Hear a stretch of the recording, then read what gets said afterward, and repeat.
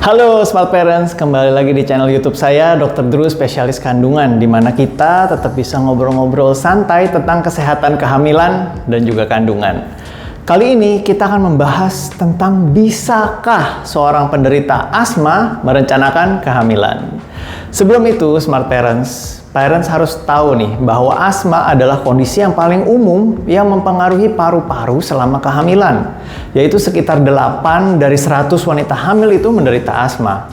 Banyak wanita khawatir tentang kondisi kehamilan yang akan mempengaruhi asma mereka dan jika obat-obatan asma akan membahayakan janin dalam kandungan. Tapi kabar baiknya adalah dengan terapi asma yang tepat, sebagian besar wanita dapat bernapas dengan mudah, memiliki kehamilan normal, dan melahirkan bayi yang sehat. Kemudian, Smart Parents juga perlu tahu bahwa risiko asma yang tidak terkontrol terhadap ibu dan janin, yaitu gejala yang sesak napas yang berat, itu jauh lebih besar daripada risiko minum obat-obatan untuk mengendalikan asma. Kuncinya adalah terapi asma selama kehamilan akan berhasil ketika seorang wanita menerima pengobatan medis secara teratur dan mengikuti rencana perawatannya dengan cermat. Sebelum hamil, wanita dengan asma harus konsultasi dengan dokter kandungan dan penyakit paru mereka. Wanita yang mengetahui bahwa mereka pada saat itu hamil harus melanjutkan pengobatan asma mereka.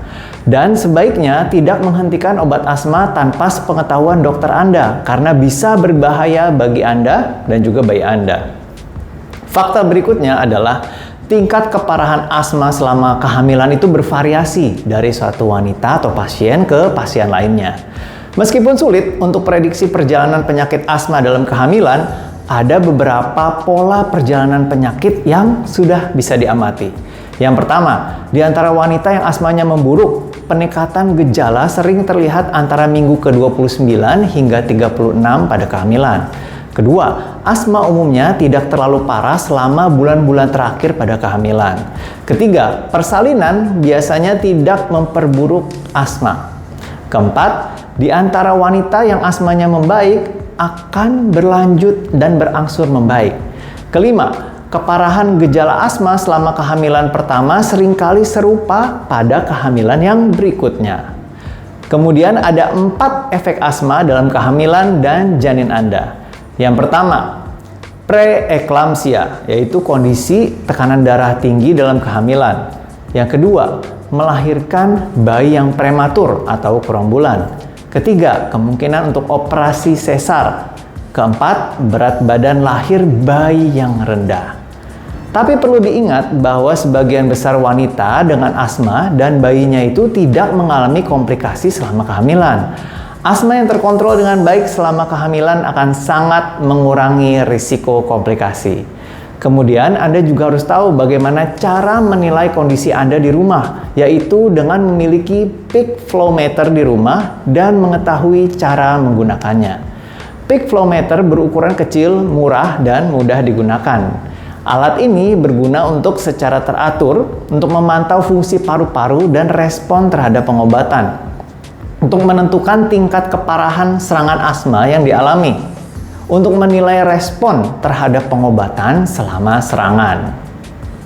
Untuk cara penggunaannya bisa Smart Parents lihat di link yang saya cantumkan di deskripsi ya Smart Parents. Kemudian untuk pengobatan asma secara umum, yaitu obat inhalasi, obat hisap itu direkomendasikan karena ada efek terbatas pada ibu dan janin. Namun mungkin perlu untuk menyesuaikan jenis atau dosis obat selama kehamilan. Jadi saran saya adalah diskusikan kepada dokter Anda mengenai resiko minimal dari obat pengontrol asma ini dibandingkan dengan potensi bahaya serius dari asma yang tidak diobati. Serangan asma yang parah dapat mengurangi suplai oksigen ke bayi Anda. Dalam kebanyakan kasus, asma yang tidak diobati itu menimbulkan risiko yang jauh lebih besar pada ibu dan bayi daripada dampak penggunaan obat pengontrol asma terhadap janin. Jadi sekian penjelasan dari saya, semoga bermanfaat. Silahkan subscribe, like, share, dan komentar. Salam sehat untuk Anda, perempuan hebat Indonesia.